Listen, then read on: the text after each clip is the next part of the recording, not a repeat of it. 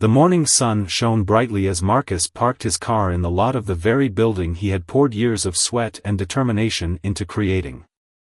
It was a modest but thriving corporate office in the heart of his hometown, a place he had vowed would symbolize opportunity and equality for everyone.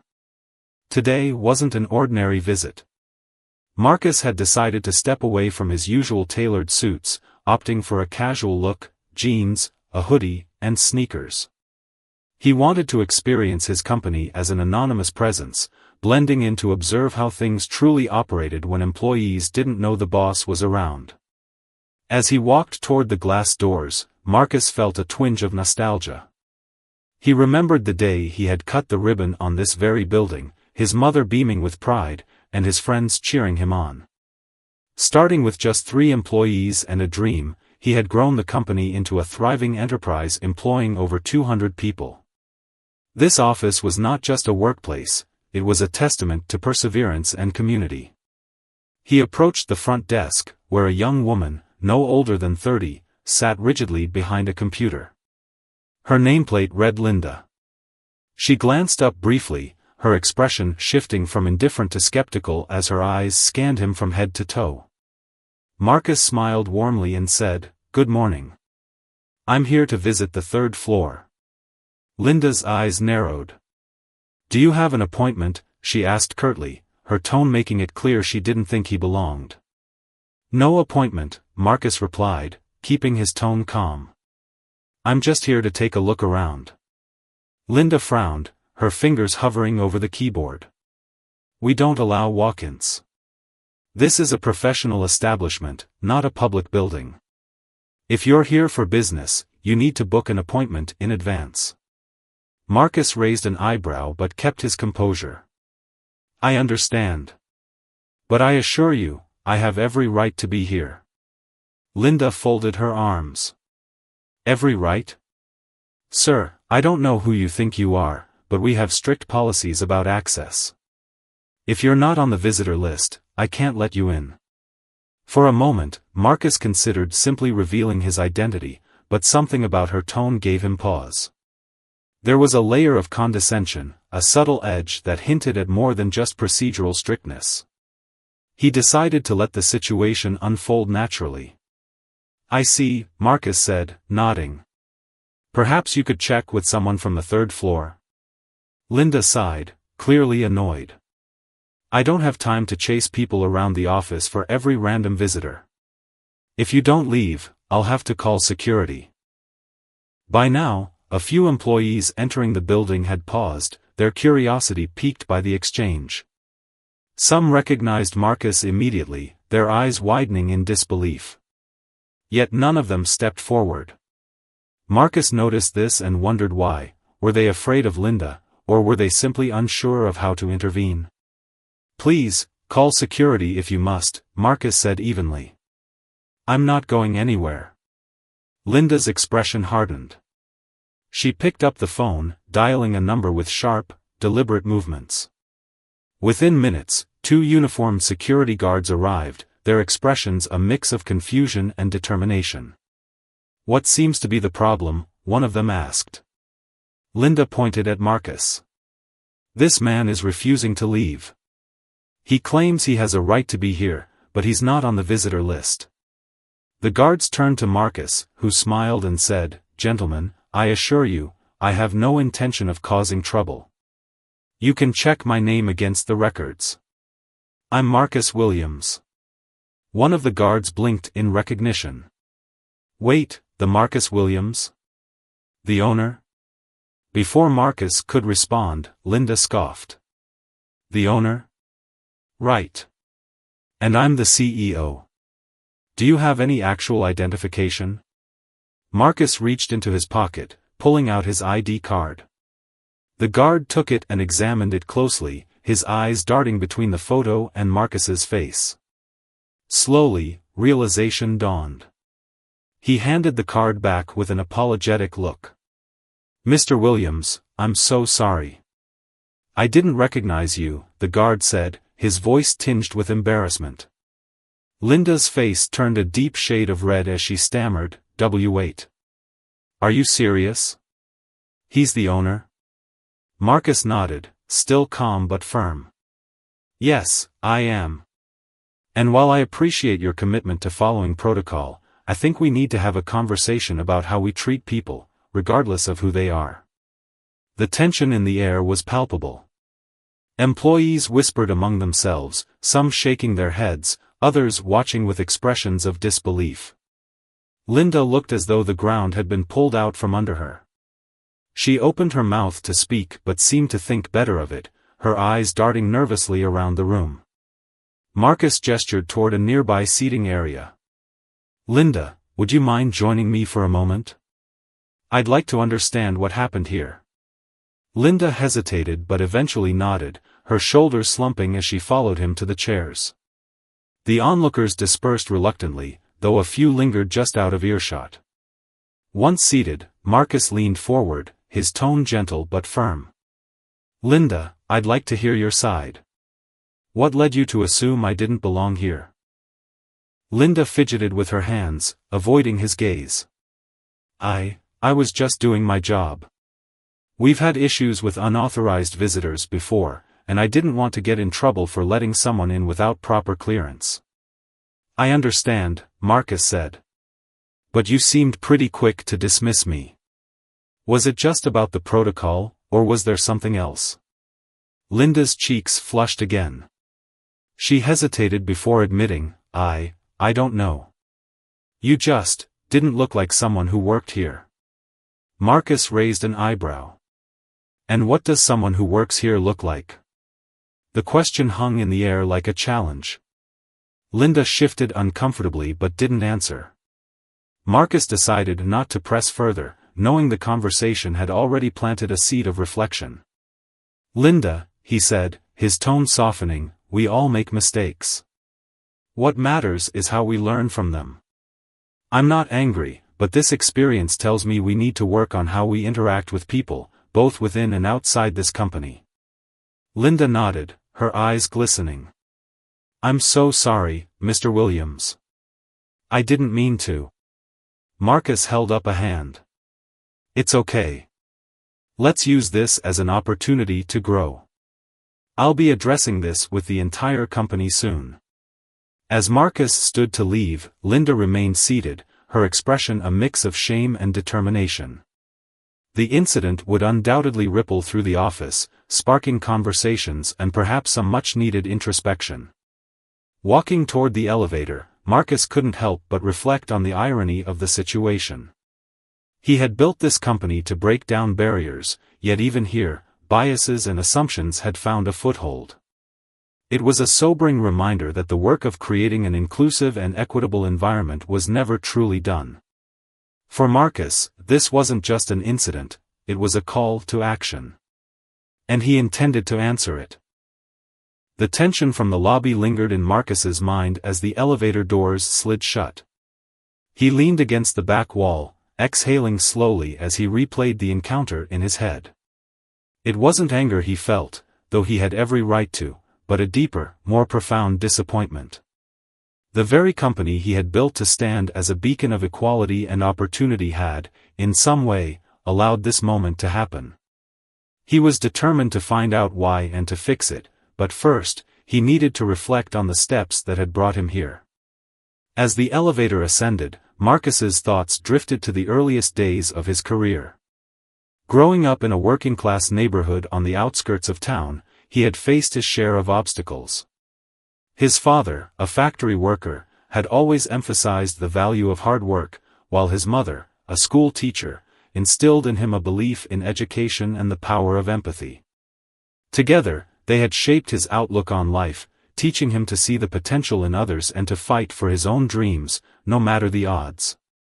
After graduating from college, a feat that had taken years of part-time jobs, scholarships, and sleepless nights, Marcus had taken his first steps into the business world. He had no wealthy connections, no insider knowledge, just a vision for what he wanted to create, a company that didn't just aim for profits but also empowered its employees and uplifted the community around it. His first office had been a small rented space in an industrial park. The furniture was second-hand, the equipment outdated, but the passion and drive were unmatched.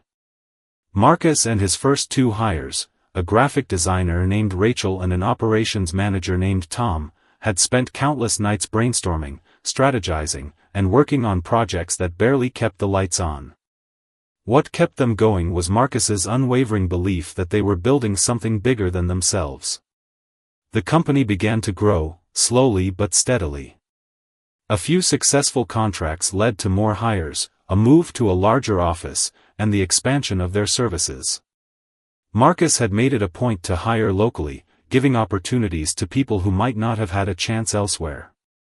He remembered interviewing a young man fresh out of prison who had struggled to find work but had a natural talent for logistics. That man, David, was now a senior manager at the company, a testament to Marcus's belief in second chances. But as the company grew, so did the challenges. Policies and procedures had to be implemented to maintain order, and with them came layers of bureaucracy. While necessary, Marcus had always feared that these structures might one day overshadow the values the company was built on. The incident with Linda felt like a manifestation of that fear. Somewhere along the way, the human element had been lost. The elevator dinged, snapping Marcus out of his thoughts. The doors opened to the third floor, bustling with activity. This was the heart of the company, where ideas turned into action.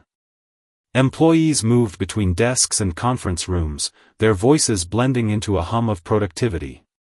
Some looked up as Marcus stepped out, their expressions a mix of surprise and curiosity. Word of the lobby incident had clearly spread. Marcus walked to his office, a glass-walled corner space that offered a panoramic view of the city. It was a symbol of how far he had come, but today, it felt oddly isolating. He closed the door behind him and sank into his chair, staring out at the skyline. His mind returned to Linda. She had seemed so rigid, so determined to enforce the rules, even when common sense suggested otherwise. Why? Was it fear of losing her job? A desire to assert authority in a role that often went unnoticed? Or was it something deeper, something tied to her own experiences and biases? Marcus didn't know, but he wanted to find out. He wasn't the type to write people off without understanding their story. Linda's file was easy to pull up on his computer. She had been hired 3 months ago, part of a recent push to expand the administrative team. Her resume was impressive, a degree in business administration, several years of experience in customer service, and glowing references from previous employers. But there was something in her notes that caught Marcus's attention, a mention of her struggles as a single mother trying to balance work and home life. It struck a chord with Marcus. His mother had been a single parent for much of his childhood after his father passed away. He remembered the long nights she spent grading papers, the sacrifices she made to ensure he never felt like he was going without. Perhaps Linda's strict adherence to rules came from a place of insecurity, a need to prove herself in a world that often underestimated women in her position. Marcus decided to dig deeper, not just into Linda's story but into the culture of his company as a whole. He called Rachel, now the head of human resources, and asked her to join him in his office. Within minutes, she arrived, her brow furrowed with concern. "I heard what happened downstairs," Rachel said, taking a seat across from him. "Are you okay?" "I'm fine," Marcus replied. "But I'm not sure the company is. That incident with Linda, it's not just about her. It's about us. Somewhere along the way, we've lost sight of what this company stands for." Rachel nodded, her expression thoughtful. "I've been feeling that too. As we've grown, it's become harder to maintain the personal touch we used to have. People are starting to see policies as rigid walls instead of guidelines rooted in our values." "That's exactly it," Marcus said. "I don't blame Linda for what happened. She was following the rules as she understood them. But the way she handled it, there's a disconnect between what we want this company to represent and how it's being experienced on the ground." They spent the next hour discussing ways to bridge that gap. Marcus suggested a series of workshops focused on empathy and inclusion, not just for administrative staff but for everyone in the company.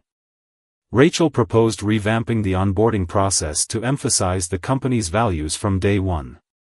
They agreed to hold a town hall meeting to address the incident openly, turning it into a learning opportunity for the entire organization.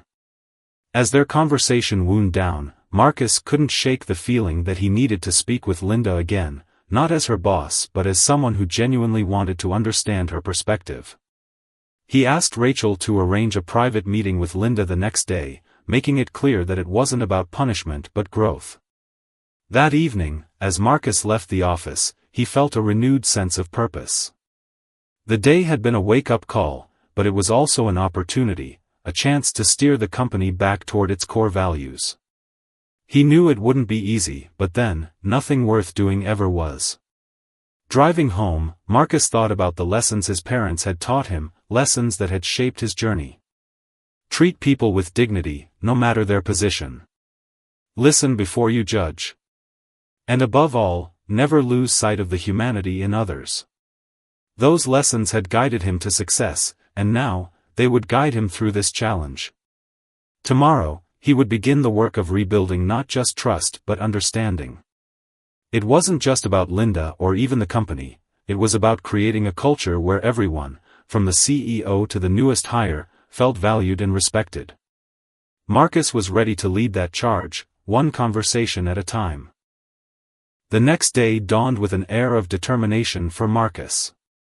He arrived at the office earlier than usual, his mind set on the day ahead. Today was the day he would address the incident with Linda, not just as a matter of protocol but as a moment of truth for his company. It wasn't just about resolving a single misunderstanding, it was about rediscovering the soul of the organization he had built from the ground up. As Marcus settled into his office, Rachel appeared in the doorway. "Linda's here," she said, her tone a mixture of professionalism and compassion. "She seems nervous, but I assured her this wasn't about reprimanding her." "Good," Marcus replied, standing up. "Let's make sure she knows that." Rachel nodded, stepping aside to let Linda enter. Linda looked different today, less guarded but visibly anxious. She clutched her hands in front of her, avoiding eye contact as she stepped into the office. Marcus gestured to the chair opposite his desk, offering her a warm smile. "Good morning, Linda," he said. "Thank you for taking the time to meet with me." Linda sat down, her posture stiff. "Of course, Mr. Williams. I want to apologize again for yesterday. I had no idea." Marcus raised a hand gently, stopping her mid-sentence. "Let's not start with apologies. This isn't about placing blame. I just want to have a conversation, understand what happened, and figure out how we can move forward together." Linda nodded, though her eyes remained fixed on the edge of his desk. "Okay." For a moment, there was silence. Marcus took the opportunity to study her expression. Beneath the nervousness, he saw traces of fatigue, perhaps from overwork or the weight of responsibilities that extended beyond the office. He decided to start with something personal. "Linda, I was looking over your file last night," Marcus began. "I noticed you've only been with us for a few months. How have you found the transition so far?" She hesitated, then replied, "It's been challenging. I'm still learning the ropes, trying to make sure I don't mess up. This job means a lot to me." "I can tell," Marcus said sincerely. "Your dedication to following the rules is clear. But I want to make sure that you feel supported here, that you understand not just the policies but also the principles behind them." Linda looked up at him for the first time, her brow furrowing slightly. "What do you mean?" Marcus leaned forward, his hands resting on the desk. "This company was founded on the belief that everyone deserves respect and opportunity, no matter their background. That's why I've always emphasized hiring locally, giving people second chances, and fostering an environment of inclusivity. Policies are important, but they're meant to serve those values, not replace them." Linda's expression softened, though her shoulders remained tense. "I think I understand. But yesterday, I thought I was doing the right thing. You didn't look like. She stopped abruptly, her cheeks flushing with embarrassment. I didn't look like what? Marcus prompted gently. Like someone who owned the company, she admitted, her voice barely above a whisper. You weren't dressed the part. I thought you were just someone trying to get in without permission. Marcus nodded, appreciating her honesty. I see. And I can understand why you might think that. But it's important to recognize that appearances can be deceiving. People come from all walks of life, and their contributions aren't always reflected in the way they look. Linda bit her lip, her gaze dropping again. I feel terrible about it. I've always prided myself on being fair to everyone, but I guess I let my assumptions get the better of me. That's a hard thing to admit, Marcus said. And it's also the first step toward growth. We all have biases, myself included. What matters is how we address them and what we learn from moments like this. Linda looked up again, a flicker of hope in her eyes. Do you really believe I can make this right? I do, Marcus said firmly. But it's not just about you. This is a learning opportunity for the entire company. We need to ensure that everyone here understands the importance of treating people with respect and kindness, regardless of their role or how they look. Linda nodded slowly. I want to be part of that. I want to do better. I believe you will, Marcus said with a smile.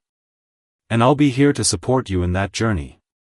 The conversation ended on a positive note, with Linda leaving the office looking more at ease. Marcus felt a sense of accomplishment, not because the issue was resolved, but because a foundation for change had been laid.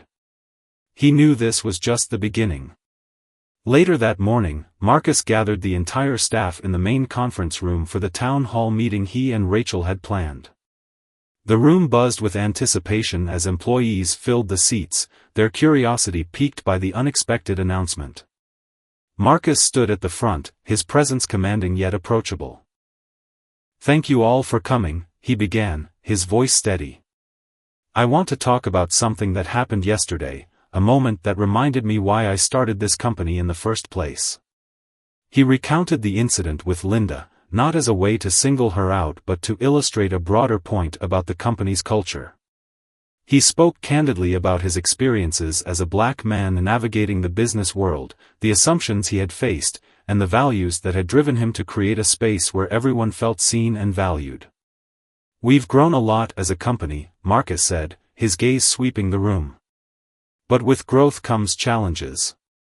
It's easy to let policies and procedures overshadow the humanity that binds us. That's something we need to address, together.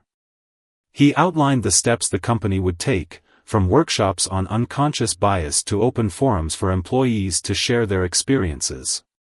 He emphasized that this wasn't about pointing fingers but about creating a culture of empathy and understanding. The room was silent for a moment after he finished speaking, then erupted into applause. Marcus felt a swell of emotion as he saw the genuine support in his employees' faces. This was the team he had worked so hard to build, and he knew they were ready to rise to the challenge. As the meeting concluded, employees approached Marcus to share their thoughts and gratitude. Some expressed their own experiences with bias, while others commended him for addressing the issue head-on. Even Linda came forward, her expression one of quiet determination. Thank you for giving me the chance to learn from this, she said. I won't let you down. I know you won't, Marcus replied, shaking her hand.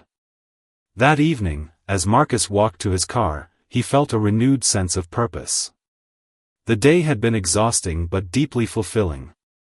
He knew the road ahead wouldn't be easy, changing culture never was, but he was ready to lead the way. For Marcus, this wasn't just about running a successful company, it was about creating a legacy of compassion, integrity, and inclusivity. And he was just getting started. The days that followed were a whirlwind of activity as Marcus set into motion the plans he and Rachel had discussed. The company's culture had grown tangled in the complexities of growth, and untangling it required a combination of introspection, collaboration, and decisive action. Marcus knew the process would not be quick or easy, but he was committed to seeing it through. The first major step was the introduction of company-wide empathy and inclusion workshops. Marcus wanted these sessions to go beyond the standard corporate training that often felt impersonal and formulaic. He worked closely with Rachel to design a program that would genuinely resonate with employees. They enlisted the help of a local nonprofit that specialized in diversity education, an organization Marcus had supported personally for years. On the first day of the workshops, the company's spacious auditorium was transformed into an intimate setting with round tables, thought-provoking quotes on the walls, and facilitators who radiated warmth and understanding. The facilitators began by sharing their own stories of bias and misunderstanding, immediately setting a tone of vulnerability and authenticity. Marcus participated in the first session alongside employees from all departments. He wanted to lead by example, showing that these conversations were not just for the frontline staff or the administrative team but for everyone, himself included. The workshop began with an exercise where attendees paired up and shared a moment when they felt underestimated or unfairly judged. Marcus found himself paired with Linda. They sat across from each other, the atmosphere both charged and oddly comforting. Linda hesitated for a moment, then began to speak. "When I first became a single mom, I felt like the world was against me. Every job interview, every interaction, it felt like people were looking at me and thinking, she's not going to be reliable. I worked so hard to prove them wrong, but that fear of being judged, it's always been there." Marcus listened intently, nodding as she spoke. When it was his turn, he shared a memory from his early days as a young entrepreneur pitching his business ideas to skeptical investors. "I'd walk into those rooms, and before I even opened my mouth, I could see the doubt in their eyes. It was like they'd already decided I didn't belong there. I had to work twice as hard to earn half the trust." As they exchanged stories, something shifted between them. The barriers that had existed since their initial encounter began to crumble, replaced by a shared understanding of the challenges they had both faced in their own ways. By the end of the exercise, Linda's demeanor had softened, and Marcus felt a renewed sense of connection, not just with her but with the broader purpose of the workshops. The day ended with a group discussion where employees shared what they had learned. One of the youngest team members, a recent college graduate named Sophia, spoke up. "I realized today that I've been carrying around a lot of assumptions about people without even realizing it. But hearing everyone's stories made me see how much we all have in common, even when we think we're so different." Her words sparked a ripple of agreement, and Marcus felt a swell of pride. This was what he had envisioned, a space where people could confront their biases, learn from one another, and grow together. It was a small step, but an important one. While the workshops were a success, Marcus knew they were only part of the solution. He also wanted to address the structural issues within the company that had allowed moments like the one in the lobby to happen. He began by conducting a comprehensive review of the company's policies and procedures, enlisting feedback from employees at all levels. One of the key insights that emerged was the need for clearer communication about the company's values. While these values were prominently displayed on the website and in orientation materials, they weren't consistently reinforced in day-to-day operations. Marcus worked with Rachel and the leadership team to develop a series of initiatives aimed at embedding these values into the fabric of the company. They introduced a mentorship program that paired seasoned employees with newer hires, fostering connections and ensuring that the company's culture was passed down organically. They also launched a monthly speaker series featuring individuals from diverse backgrounds who had overcome significant challenges in their lives. The goal was to inspire employees and remind them of the transformative power of empathy and perseverance. At the same time, Marcus made it a point to be more visible and accessible. He started hosting informal coffee chats where employees could share their thoughts and ideas directly with him. These sessions not only gave him valuable insights but also helped him reconnect with the people who made his company what it was. It was during one of these chats that a junior marketing associate named Jamal shared an idea that would prove to be a turning point. Jamal proposed creating a digital platform where employees could anonymously share their experiences and suggestions for improving the company culture. The platform, which they eventually named Voice, allowed employees to highlight positive interactions, report concerns, and suggest improvements. Marcus loved the idea and quickly greenlit its development. Within weeks, Voice became a hub of activity, giving employees a sense of ownership and agency in shaping the company's future. As these initiatives unfolded, the impact was palpable. The atmosphere in the office began to shift. Employees who had once kept to themselves were now engaging in deeper conversations, and moments of kindness and connection became more frequent. Linda, in particular, emerged as a leader in the administrative team, using her own experiences to mentor others and advocate for more empathetic practices. One day, Marcus found himself reflecting on the journey so far. He was sitting in the newly renovated break room, watching as employees from different departments laughed and chatted over lunch. It was a far cry from the tension and division he had felt just weeks earlier. The change wasn't just in the employees, it was in him as well. He had learned to see challenges not as roadblocks but as opportunities for growth and transformation. But the most unexpected moment came during an external meeting with a potential client. The client, a prominent tech entrepreneur, had heard about the changes Marcus was implementing and wanted to learn more. As Marcus shared the story of the incident with Linda and the subsequent steps the company had taken, the client listened intently. "You know," the client said, "a lot of companies would have just swept something like that under the rug. But you faced it head-on and turned it into a moment of growth. That's the kind of leadership we need more of."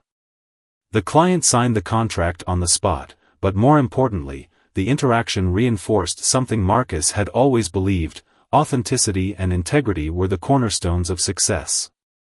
By embracing the challenges and staying true to his values, he had not only strengthened his company but also inspired others to do the same. As Marcus drove home that evening, he couldn't help but feel a sense of fulfillment. The journey was far from over, but he knew he was on the right path. The company was evolving, not just in terms of its culture but in its very identity. It was becoming a place where people could truly thrive, a place where respect and empathy weren't just buzzwords but lived experiences. For Marcus, this wasn't just about running a business, it was about making a difference. And in that moment, as the city lights blurred into the night, he knew he was exactly where he was meant to be. The next chapter of the company's transformation unfolded with an energy that was both exhilarating and challenging. Marcus knew that the foundation he had laid through workshops, new initiatives, and policy changes was only the beginning. Now, it was time to ensure those efforts became ingrained in the company's identity, not just as a reaction to a single event but as a blueprint for the future. One of the first major steps in this phase was the launch of the mentorship program. Employees were paired thoughtfully, matching not only skill sets but also personal interests and goals. Marcus himself decided to mentor Linda, seeing in her both the need for guidance and the potential to become a role model for others. Their first official mentoring session took place in his office, but instead of the formality Linda expected, Marcus greeted her with 2 cups of coffee and a relaxed smile. "Today," Marcus said, handing her a cup, "we're not going to talk about work. I want to know about you, your story, your dreams, the things that drive you." Linda hesitated, caught off guard. She had expected a lecture on leadership or company values. Instead, she found herself opening up about her childhood, her struggles as a single mother, and her journey to reclaim her confidence after years of doubting herself. "I think what I've wanted most," Linda admitted, her voice trembling slightly, "is to feel like I matter, like the things I do make a difference. But sometimes it feels like no matter how hard I work, people only see my mistakes." Marcus nodded, his expression thoughtful. "I know that feeling. It's easy to get caught up in trying to prove yourself to others. But let me tell you something I've learned: the most important person to prove anything to is yourself. The only competition that matters is between who you were yesterday and who you want to be tomorrow. Linda absorbed his words, a flicker of determination lighting her eyes. I want to be better, she said. Not just for me, but for my son. I want him to see what it means to rise above your challenges. Over the weeks that followed, Marcus and Linda's mentorship sessions became a cornerstone of the program. Linda grew more confident, not only in her role but in her ability to inspire others. She began speaking up in meetings, offering insights that surprised even herself. She also took the initiative to lead a series of Lunch and Learn sessions, where employees could share their own journeys and lessons learned. The sessions quickly became a company favorite, with attendance growing each week. Meanwhile, Marcus focused on expanding the reach of the company's new platform, Voice. The success of its internal launch had inspired him to think bigger. Why limit it to just one company when it could benefit others as well? With Rachel's help, Marcus partnered with the nonprofit that had facilitated their workshops to adapt Voice into a scalable product for organizations of all sizes. The idea was to create a tool that could foster transparency, empathy, and inclusivity in workplaces across industries. As the platform gained traction, Marcus found himself fielding calls from business leaders and community organizations eager to learn from his approach. He was invited to speak at conferences and panels, where he shared not just the story of what had happened at his company but the broader lessons it held about leadership and humanity. One of the most impactful events took place at a leadership summit focused on diversity and inclusion. Marcus was the keynote speaker, and as he stood before an audience of executives, educators, and activists, he felt the weight of the moment. He began his speech not with data or corporate jargon but with a simple, personal anecdote. I once walked into my own company and was turned away at the door, he said. The room fell silent. It was a humbling experience, but also a clarifying one. It reminded me that leadership isn't just about setting policies, it's about setting an example. It's about creating a culture where everyone feels seen, heard, and valued. As he spoke, Marcus could see the impact his words were having. Heads nodded, pens scribbled notes, and a few audience members even wiped away tears. He concluded his speech with a call to action, urging leaders to look beyond surface-level initiatives and commit to genuine, lasting change. The applause that followed was thunderous, but what stayed with Marcus were the conversations that came afterward, people sharing their own experiences, asking questions, and expressing a newfound determination to make a difference. Back at the office, the ripple effects of Marcus's leadership were becoming increasingly evident. Employee satisfaction scores climbed, productivity improved, and turnover rates dropped.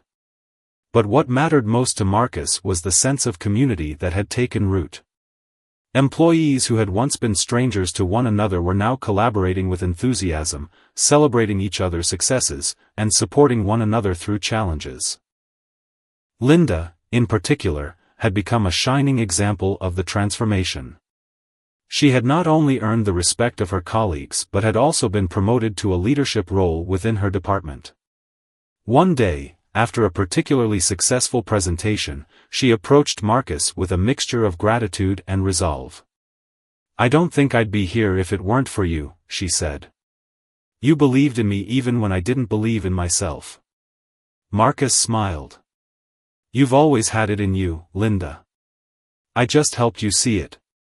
Their conversation was interrupted by a knock on the door. It was Rachel, holding a framed certificate.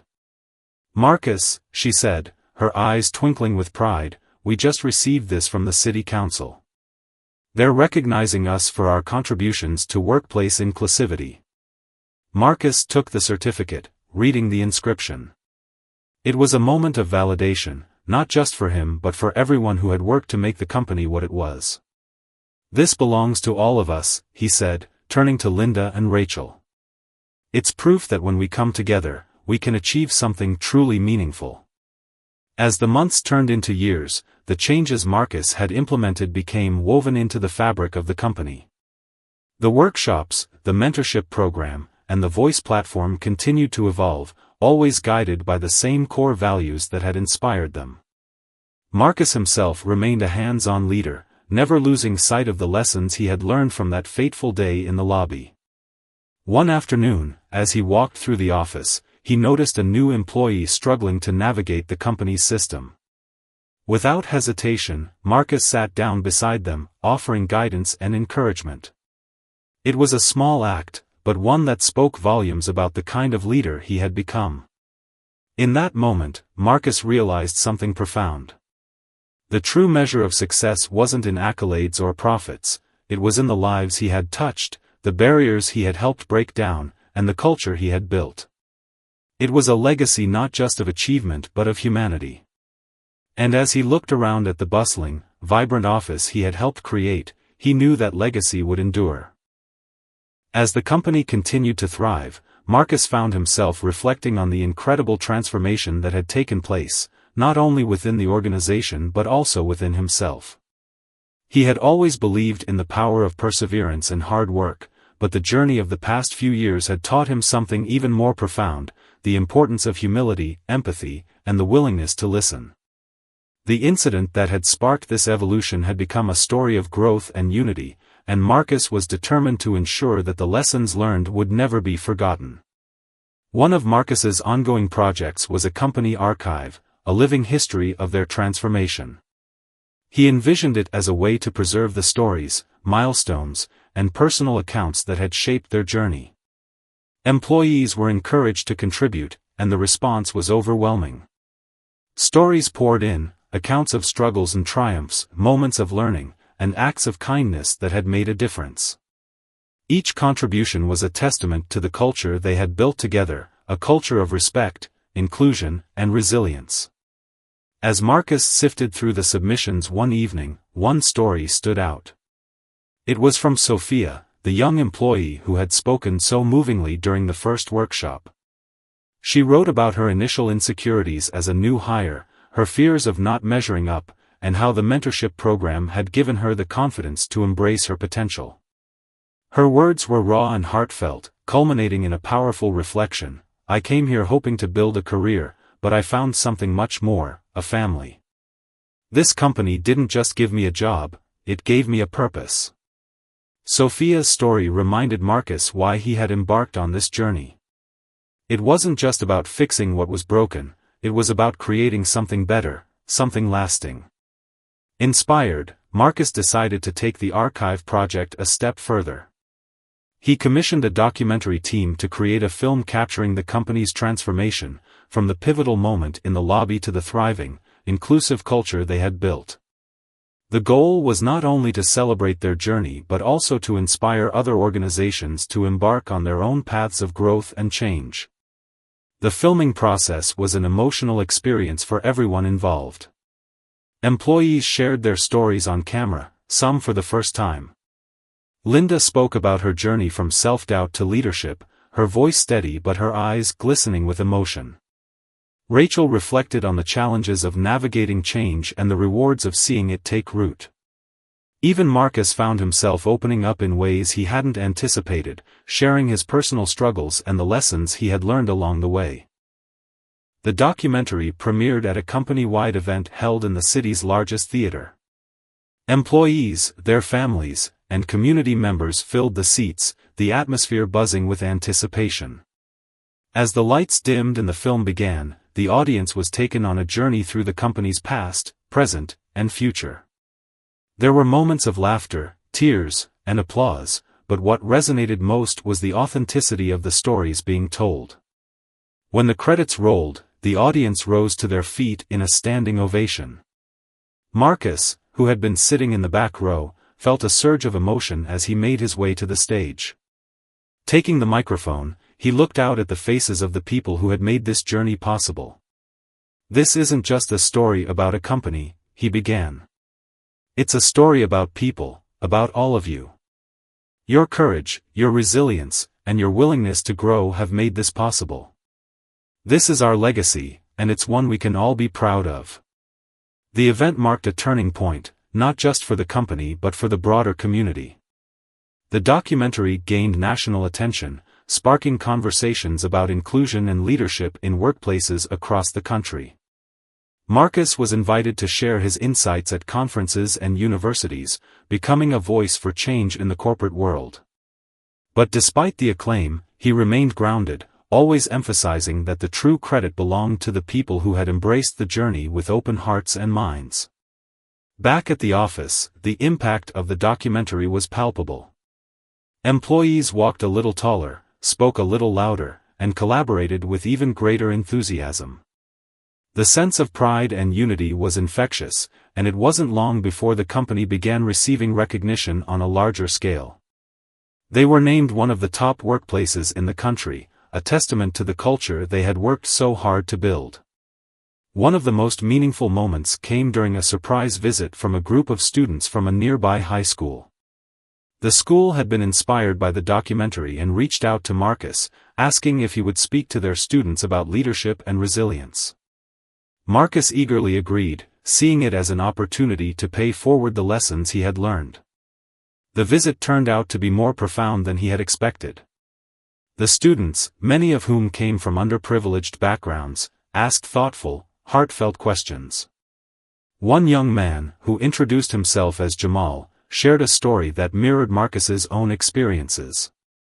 "I've always felt like people underestimate me because of where I come from," Jamal said. "But seeing your story makes me think maybe I can prove them wrong." Marcus smiled, his voice steady but filled with emotion as he replied, "Jamal, don't just prove them wrong, prove to yourself what you're capable of. You have more strength and potential than you know. And when you face challenges, remember this, you're not alone. There's always someone willing to help you rise." As he spoke, Marcus realized how far he had come, not just as a leader but as a person. The journey that had begun with a moment of frustration and hurt had grown into something much larger, something transformative. It wasn't just about him or the company anymore, it was about creating a ripple effect, one that could inspire change in ways he hadn't even imagined. By the time the students left, Marcus felt a renewed sense of purpose. The work he had started was far from over, but that was what excited him. Every day brought new challenges and opportunities, new ways to learn and grow. And as he walked back to his office, the voices of the students still echoing in his mind, he felt a profound sense of gratitude. For Marcus, the journey had always been about more than success. It was about making a difference, one person, one story, one step at a time. And as the sun set over the city, casting a warm glow over the skyline, Marcus knew that the best was yet to come. The legacy they were building wasn't just about the past or the present, it was about the future, a future filled with possibility, hope, and the unshakable belief that change was always possible.